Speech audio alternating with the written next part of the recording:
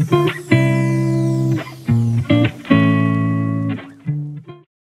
everyone, welcome to a new video on the channel. Today we are wrapping up the month of October in my reading journal, and I just want to start this video off by saying thank you to all the new subscribers that I've had to this channel. I'm so grateful that you've decided to join me here on my reading journey, and also I want to point out that this video is a little bit shaky.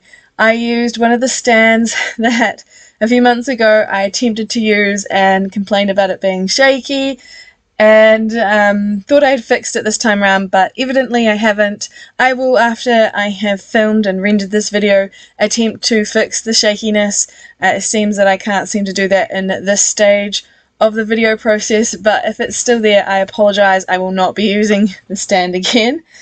On to the month of October. It was a fantastic reading month for me. I'm not sure if it was because I was so committed to completing the Bookish Spookathon prompts, or if it was because I just read some really great books, but it is the best month this year for ratings. I gave 5-star ratings this month, and that's the highest I have in a very long time, and I just feel like this month was just fantastic, and I'm so excited that I finally had a month where I feel that way, because lately it's been really hit or miss. So one of the 5 books that I gave 5 stars to is the one that you're seeing me fill in on the favourite read section, which was pretty obvious. If you've been here for a while, you know that this was my most anticipated book of the year, and also I loved Once Upon a Broken Heart last year, and I always rave about this author, so it was pretty much going to be a 5-star read even before I turned the first page. However, I wasn't prepared for how much I would be thrown by this book, especially by all the theories that I came up with while I was reading, and also the way I felt after finishing it, because I stared at a wall for about 30 minutes, just completely numb. So the other 4 5-star reads that I had were The King of Fairy by AJ Lancaster. This is book 4 in the Stariel series. I've talked about this a lot on my channel. It is a fae fantasy, or gas lamp fantasy, and it is phenomenal. It is written by a New Zealand author, and I really enjoy it so much. It was a great conclusion to the world of 𝓘𝓽𝓮𝓮. There is a book 5 in this world. It's about 2 other characters in this world instead, and I actually just read that as well this month and gave it 4.5 stars. It was an ARC copy that I had, and I absolutely enjoyed it. But back to the other 5-star reads I had. This Vicious Grace by Emily Feed was fantastic. It was highly original in idea, and just the stakes were high. It is such a good read, and I was not prepared for how it would end, so I'm now really intrigued to see what will happen in book 2, and I cannot wait for it. The Undertaking of Heart and Mercy by Megan Bannon was another one, and whilst the world setting was not what I was expecting, I did have this down as a 5-star prediction, and of course it came through. Just the emotions and the character development in this book is fantastic, and the banter is just so lovely.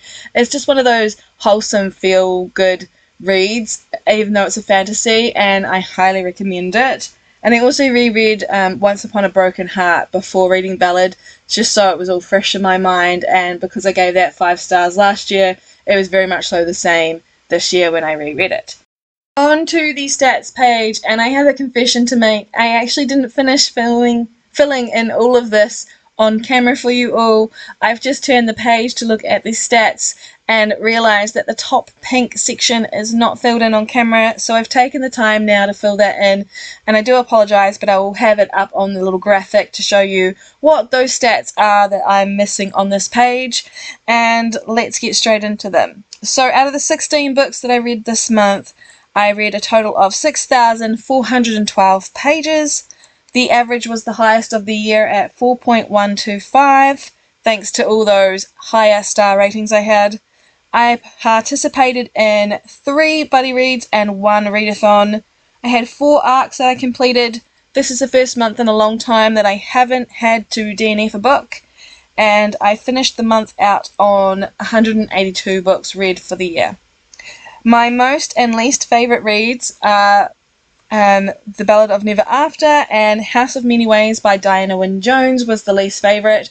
This was a reread for me and also one of the buddy reads, as I was hosting the entire trilogy of The Land of Ingari this year, and I'm really sad that this one didn't age well again like the second book in the series, and I found the main character very unlikable and the book to be to the point of nonsensical rather than whimsical.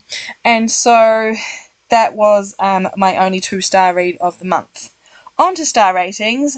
I gave out a total of 5-star ratings.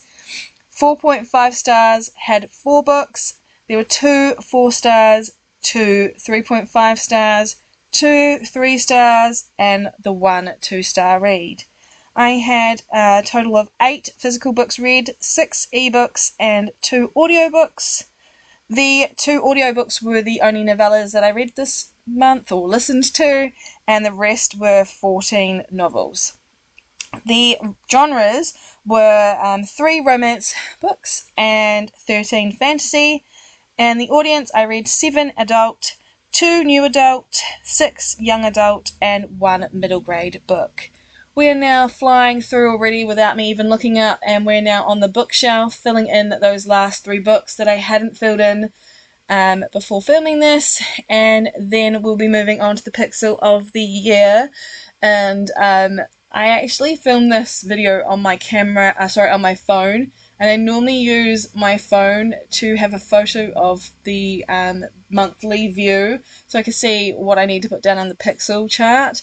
Unfortunately for me, I couldn't do that, so I had to get out my actual camera and take a photo. So that's what I'm referencing off screen. If you see me moving to the left, that's where it is. This month I read a lot of books on certain days, so there were some where I'd read 3 books, 4 books on one particular day, especially towards the end of the month. But I also had 2 days where I didn't read, and a lot of days where I just read 1 book, but I read quite a bit on that day. So this month was very different from other months from what I can see on the sort of trends that are happening on this page. There were a few that still continued to be the same every month, like for the last 5 months, which you can see like on day 17 there's 2 books read every day on that day for the last 5 months.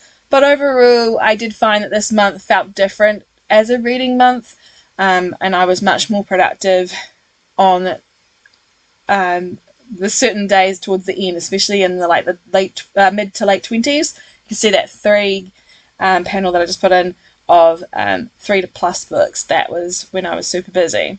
I managed to finish 1 series, I think, this month, and I've already marked it off. It's the Stereo series. I don't think the author's going to be writing in that world again, but if she is, I can always add that on at a later date. And I also put down a couple more series on the tracker. This page will be definitely getting an overhaul. I'm actually going to be doing something very different, and you'll get to see that very soon in my setup for 2023. And I'm not sure why I still fill in some of these pages. You can see I'm at that own TBR. I complain about this every month that I still do it, but there's like this need that I have to fill in the circles for the books that I have on this list. I keep saying that I'm not going to do this page in 2023, but I actually have come up with a new solution. Again, you'll get to see that very soon when I start working on that. And I added the other arc that I've already read for the month of November here quickly so I didn't forget. We're going to flip right back to October now and do the final flip through. Thank you so much for spending time with me today, especially with how jumpy this video is. If it's still not fixed, I do apologize.